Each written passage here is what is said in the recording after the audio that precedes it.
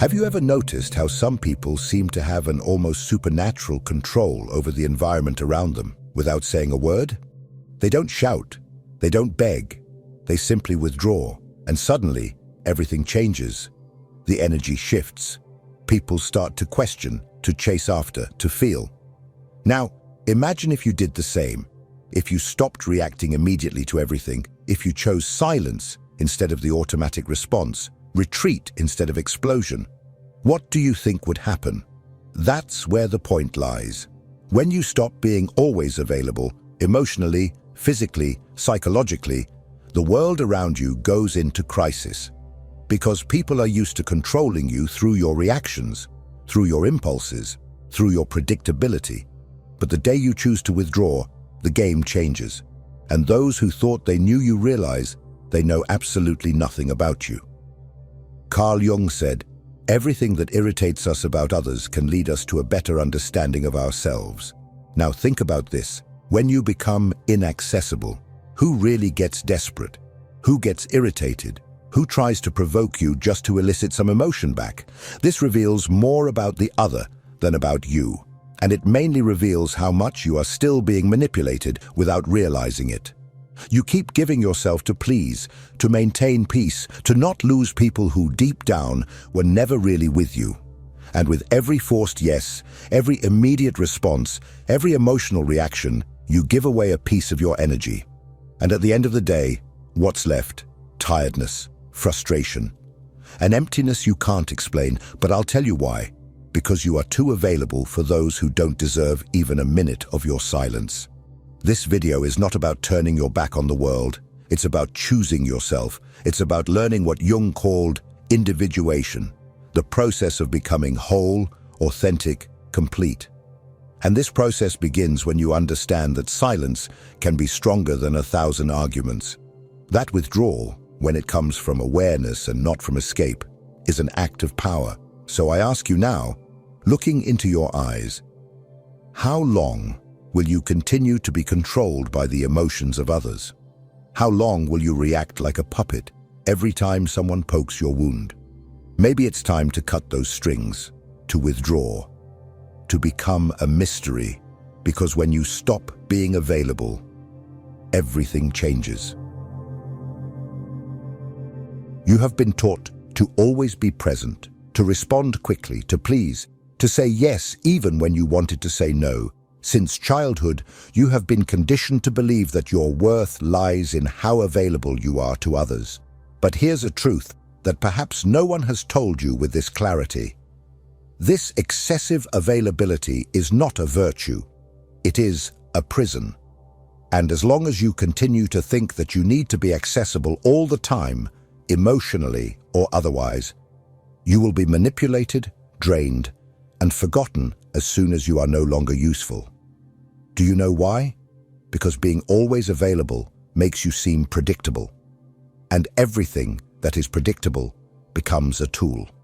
People start to use you as an emotional emergency button. They press it when they want attention, relief, validation, and then put you back on the shelf. But you don't realize this because you are trapped in an illusion that being present for everyone will make someone be present for you. But it doesn't work that way.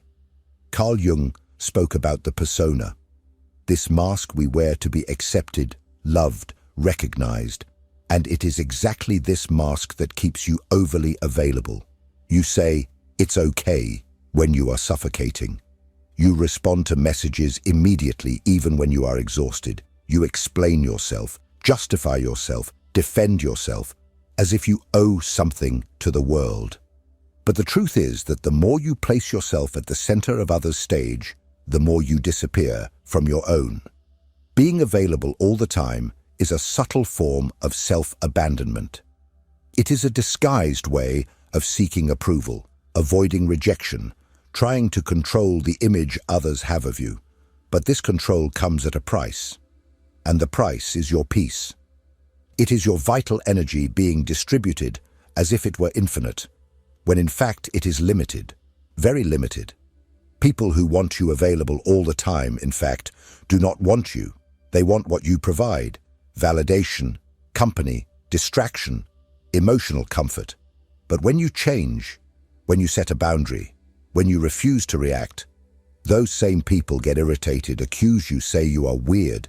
It's not because you changed, it's because you stopped being functional for them. And here's the cruelest point. The more available you are, the less value others give you. Because what is too abundant becomes emotional rag. No one respects what they don't have to earn. No one values what is always there. So now, stop and think.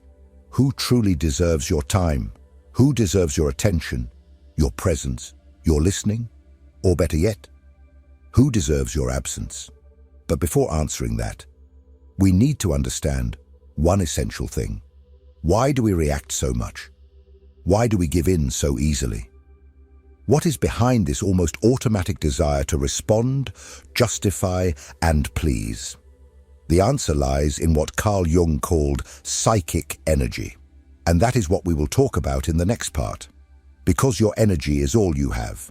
And if you don't learn to protect it, someone will use it against you. If this content is making sense to you, click the subscribe button and subscribe to the channel. Thank you for your support. Carl Jung did not see the human psyche as an automatic machine that reacts to stimuli without consequences. For him, our mind is like an energy system, and every thought, emotion, and action consumes a part of that energy. The question is, are you choosing where your energy goes, or are you letting the world decide for you? Every time you react impulsively, you are wasting psychic energy. When you defend yourself against a criticism that didn't even deserve attention, when you respond to a provocation just to prove you are right, when you engage in useless discussions, when you try to please those who do not value you, you are spending your inner strength on what does not nourish you. And Jung was clear. That which you resist persists. The more you react, the more you bind yourself. People who live emotionally drained are not weak. They are misdirected. And do you know what happens to someone who lives exhausted? They become vulnerable. And when you are vulnerable, you become easy prey. Manipulative, opportunistic, and emotionally needy people can sense this. They notice that you do not know how to guard your energy, that you react to everything, that you're always trying to solve the world, and they take advantage of it. Jung said that a healthy psyche is one that knows how to keep energy within the system. This means knowing how to say no without guilt, knowing how to remain silent without feeling cowardly, knowing how to observe before acting. Because true power is not in reacting. It is in choosing when and how to act. And this is only possible when you know yourself well enough to recognize your own impulses. How many times have you lost sleep over an unresolved conversation? How many times have you spent hours ruminating on what you should have said, or trying to understand why someone treated you poorly? This is energy being drained without return. You are keeping alive ghosts that should have died long ago, and feeding dynamics that only exist because you insist on responding. Psychic energy is like a force field. When well guarded, it creates presence. You enter a room and command respect without saying a word. But when poorly managed, you become invisible, reactive, fragile. And the world has no mercy for those who give in easily. Therefore, start observing your own triggers. What makes you react automatically? What makes you lose your center? These are the exact points where your energy escapes. And that is where you need to work. Not to become cold or indifferent, but to be selective, to be sovereign over yourself. And here comes one of Jung's greatest revelations. When you conserve your energy, you break the projections that others place upon you. And that bothers a lot. Because now we are entering a dark territory, that of silent manipulation.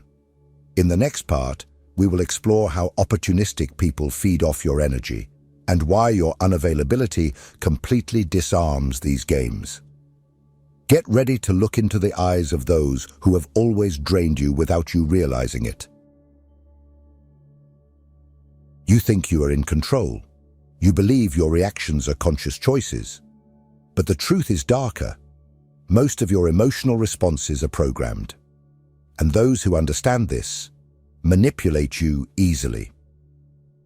Opportunistic people don't need to raise their voices, threaten, or force situations. They just trigger the buttons you've left exposed, and you react, always. Carl Jung called this projection.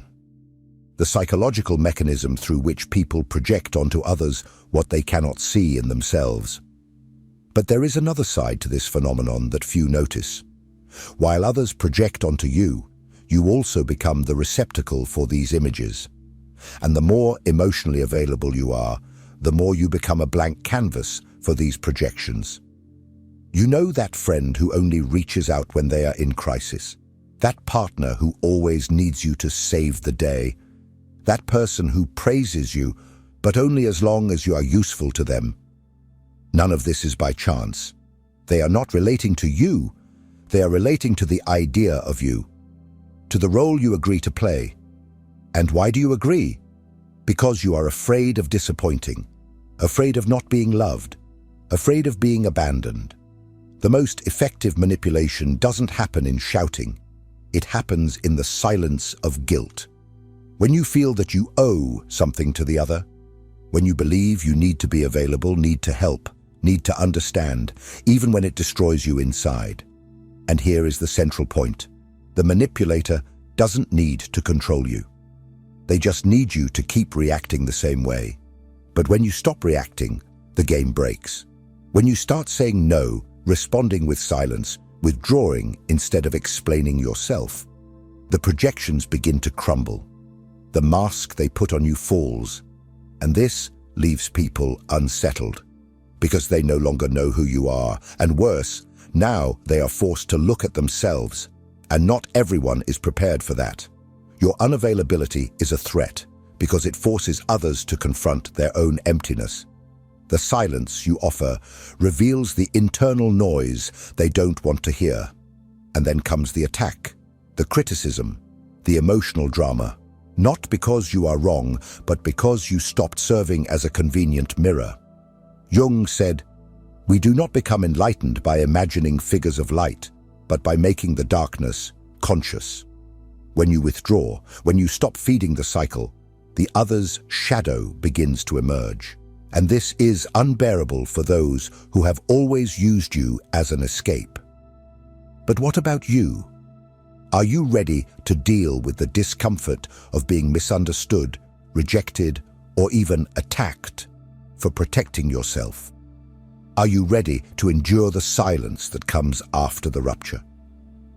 Because it is precisely in that silence that a new kind of power is born. And that is what we will talk about now. In the next part, you will understand why silence can be the most devastating weapon of the human psyche, and how it completely changes the dynamic between you and the world. The modern world is noisy.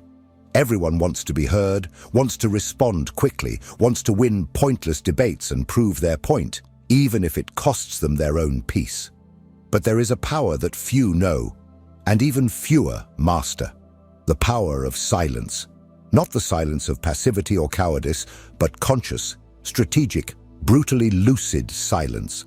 The kind of silence that is not absence, but amplified presence. Carl Jung saw silence not as a void, but as a fertile ground for inner transformation. When you stop reacting, you begin to observe. And by observing, you see patterns that previously went unnoticed. Emotional repetitions, manipulation games, cycles of self-sabotage. Silence allows for lucidity. And lucidity is dangerous for those who live to control you. Have you noticed how some people panic when you don't respond? When you don't explain yourself? When you simply disappear? It's not because they miss you. It's because your silence takes away their narrative control. While you speak, you are still in the game. But when you are silent, you change the rules. And that unbalances anyone who thrives on your reaction. True silence is not the absence of voice. It is mastery over one's own energy. It is the refusal to be dragged down by someone else's emotions. It is the conscious choice not to engage in battles that are not worth your wear. Jung said that individuation, the process of becoming who you truly are, requires this distancing, because only in silence can you listen to yourself without the world's interference. But don't be fooled. Silence has a price. It will distance you from people who only valued you for the role you played. It will make you incomprehensible to those who only saw you through their own projections.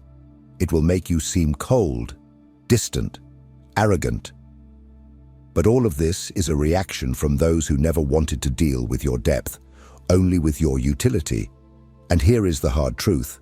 The more you mature, the more selective you become with your words, because you understand that each sentence is an energetic investment, and not everyone deserves access to your truth. Sometimes silence is not retreat. It is sovereignty. It is the language of those who no longer need to prove anything to anyone. Silence is uncomfortable because it forces the other to deal with their own thoughts, with their own internal noise. And this discomfort reveals more about them than any argument of yours could reveal. You don't need to explain your absence. It explains itself. And those who feel threatened by it reveal how much they depended on your imbalance to maintain their own control. But the most powerful silence is not the one that disturbs the other. It is the silence that reconstructs you from within. The silence that connects you to something beyond external approval. It is in this internal space, free from others' demands, that you begin to recover your vital energy, to reconnect with your essence. And this is precisely what we will talk about in the next part.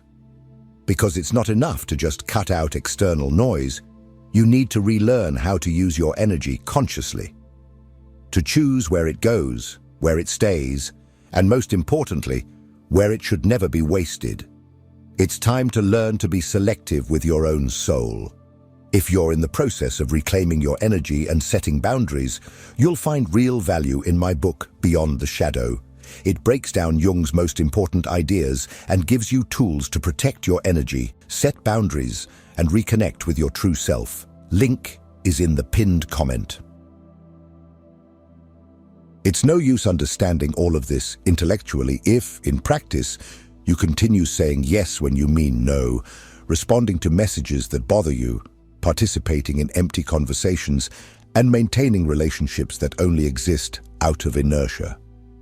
Awareness without action is just another form of self-deception. True transformation begins when you firmly decide to become selective. And this requires emotional discipline. Conscious unavailability is not about being cold, arrogant, or indifferent. It's about no longer being accessible to anyone, at any time, for any reason. It's about taking control of your own energy, your own time, your own peace.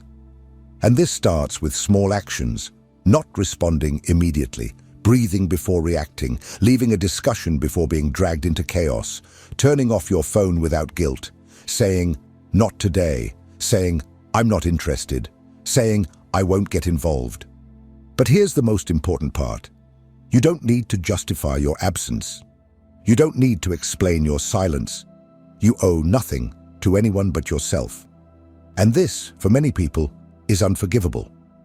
Because when you refuse to explain yourself, you take away the other person's power to keep you within an emotional narrative where you are always the helpful, understanding, accessible one. Carl Jung understood that every process of individuation goes through isolation. But not a depressive isolation, a sacred isolation, a time of inner retreat where you relearn to listen to your own voice without the world's interference, where you rebuild your identity not based on the gaze of others, but from your own center. Want to know a good thermometer for your evolution? Observe who starts to distance themselves from you when you become more reserved. Observe who tries to provoke you when you stop reacting. Observe who accuses you of having changed when you finally start to protect yourself. These are not signs that you are wrong. They are proof that you have begun to free yourself. Being unavailable is uncomfortable at first. You will feel guilty. You will think you are being selfish. You will hear that you are being too harsh. But this is part of the deconstruction process. You have spent your life being conditioned to put yourself second. It's natural that change causes discomfort, not only in you, but in everyone who benefited from your old version. Conscious unavailability is the foundation of self-determination. When you say no to the world, you are saying yes to yourself. When you withdraw from a toxic environment, you are reaffirming that your peace is worth more than any false connection. And when you stop explaining yourself, you begin to be respected, even if it's by few. But not everyone is ready for this type of presence, because your emotional absence will expose wounds they do not want to face.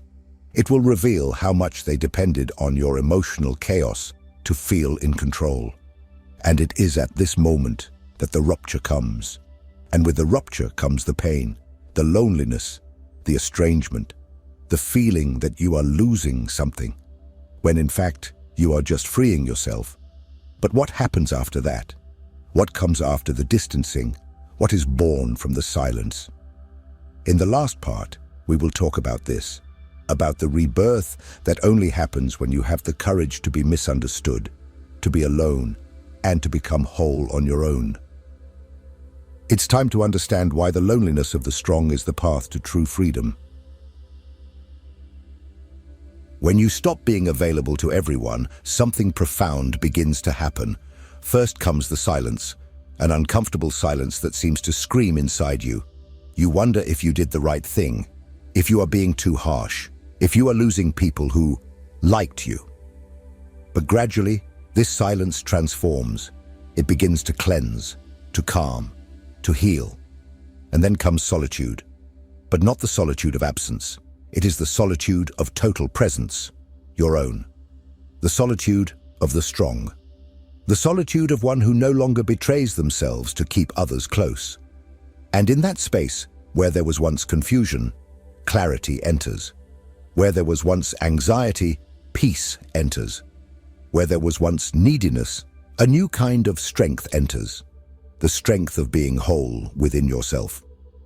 Carl Jung said that the process of individuation, becoming who you really are, requires you to distance yourself from the collective, that you disidentify from the mask, that you walk alone for a while. And that is exactly what you are doing when you decide to become unavailable. You are not fleeing the world. You are returning to yourself. It is at this point that you stop being a reactor and become a creator. You cease to be shaped by circumstances and begin to shape your reality from within. The people who feel uncomfortable with your absence, they reveal that they never wanted you. They wanted the role you played. And now that you no longer fit, they don't know what to do with you. And that is liberating. You will lose people, but you will find yourself. You will distance yourself from places, but you will reconnect with your essence. You will become misunderstood, but finally, you will begin to be respected. Because when you are no longer available for anything, you become valuable, rare, unforgettable. And don't be fooled, this is a rebirth, a new beginning, the start of a life where you are no longer available for emotional crumbs, for mind games, for voids disguised as affection. Now you only accept what resonates with your peace, with your truth, with your wholeness. And if you have made it this far, it's because a part of you is already ready for this new path. A part of you has already understood that being loved means nothing if, for that, you have to abandon yourself. And that true self-love begins when you choose yourself, even if it costs you to be alone for a while. Now tell me in the comments, are you ready to be misunderstood, rejected, or even hated in the name of your inner freedom? Are you willing to pay the price of being you? If this message touched you, if it made sense, write in the comments, I choose my peace. Let's see how many here are ready for this transition. And don't forget, keep watching the next video. It's important, Much more than you imagine. See you there.